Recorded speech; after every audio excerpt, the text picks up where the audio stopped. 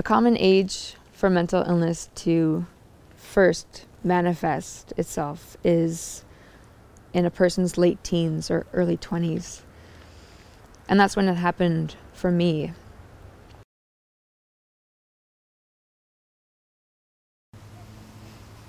To go month after month after month and see that your daughter is somewhere else. And I searched the internet, and even though I found that most people recovered, it could be a very, very long journey. And it was for Tracy. It was, her disorder was so entrenched. She was very ill for a very long time. As I might have seemed rather normal to some people for the most part while I was experiencing psychosis, but my mom, who knew me so well, saw that I was acting differently, so that was how my treatment began. And I'm not sure if or when I would have sought treatment. It could have really just driven me to really irrational behavior, as it had already, but even more so. I had become so hopeless that I attempted suicide. And it was during this hospitalization that it was decided that I would get electroconvulsive therapy. So I'm not sure if it was my decision or more Mom's decision, because she did research on it. And I think because she wanted me to get it, she thought that it would be it might work, that I agreed to do it. So Mom was there advocating for me for all of my treatment. Along with the doctors and nurses, they would talk about treatments and medications, and I would research them and we would discuss them. And for example, with ECT, that was something very, very big, and Tracy wasn't sure that she wanted it. So we would sit down and had many sessions to discuss that particular treatment, because her depression was very entrenched. Very deep, very dark, very distorted thoughts that she had. We were told it was more or less a last resort, and she was also very frightened to go, because you go into an OR, and so the staff at St. Paul's allowed me to accompany her very early in the morning and wait outside the OR for her to return, and she would go back to her room after that. But it was discouraging, because after that session of ECT, I started to feel depressed again.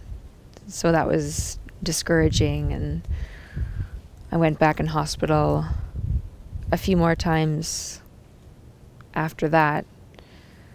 I had another ECT session, as I mentioned, and then it started to stick.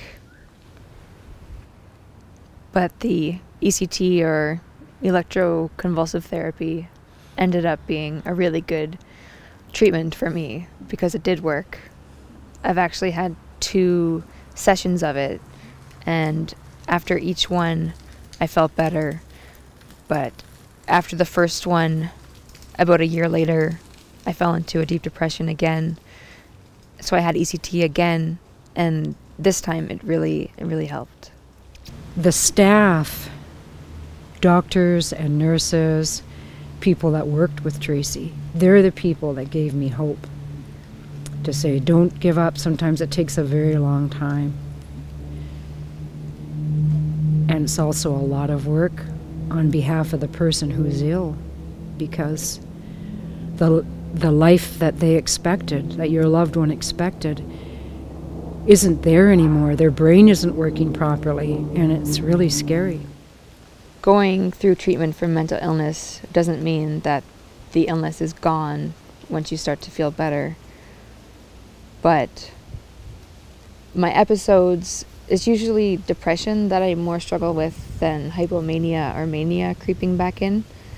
But the the episodes that I do experience are shorter in duration, and they're fewer and farther in between.